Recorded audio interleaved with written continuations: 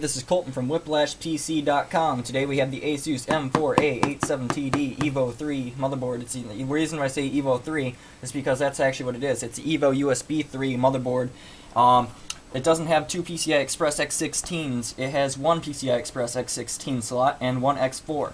I'm not 100% sure if that's going to lag us down at all, but I've heard mixed reviews saying if you're just running it for monitor support, the X4 is just fine. Inside the box you'll find two SATA cables right here for the hard drive, or CD-ROM, or whatever you need SATA cable for. Another two additional for any other CD-ROMs, hard drives that you may have. We have the driver disk installation, or the driver installation disk with the Asus sticker, as you can see. It's a pretty nice looking sticker. Inside here we have a motherboard series user guide update. So it's for Turbo V. Turbo V is an overclocking application. If you don't know what that is, I suggest you don't touch it because you'll probably fry your machine. And nobody wants a roasted machine, especially one that's not going to be under warranty. In here we got the manual. It basically tells you how to set everything up if you don't know how to do that yourself. But again, if you don't know how to do it yourself, it's suggested that you watch some YouTube video tutorials or read up on how to do it before you do it yourself, because you don't want to mess anything up. In here is kind of like the little cheat sheet. It tells you where to plug your ground wires in from your case so your power buttons work. It has a reset switch button here. I'm not sure what the other one's for, but it's probably for USB, I'm guessing. The Q shield on this one is a little bit cheaper than the other regular M4A87TD motherboard. It's a little, like the other one had some foam, so it was a secure connection. This is just more of a standard piece of metal, so I'm not going to give that a great review for that, but I mean, if it works, it works, and you're never going to look at the back of your case once you plug everything in anyway. This is a IDE cable for older hard drives. If you're using a newer motherboard, I suggest you get a newer hard drive because IDE is going to slow you way down.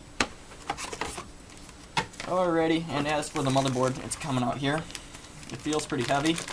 I'd also like to point out, I'm pretty sure this goes up to DDR3 overclock 1800 memory. It's also a dual channel motherboard. The motherboard itself is very, very nice feeling.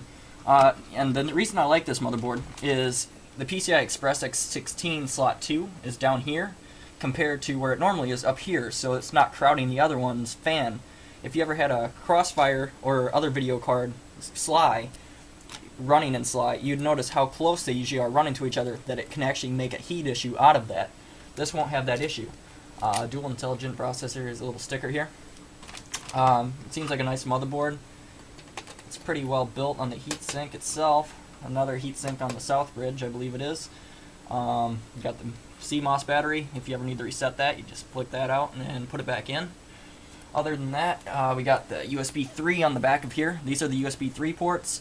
This is USB 2.0, USB 2.0, FireWire, USB 2.0, the LAN, and the sound card, which is a 7.1 sound system, I believe, on this one. Other than that, we got the basic standard mouse plug-in that nobody's probably going to use anymore, and we got the sound, can't think of that, but it's some kind of sound. It's like the little red light sound. I know that's not the proper name, but that's about it for now, and I'll post an update video, and I'm going to have this thing booting up in SSD RAID 0. Thanks for watching.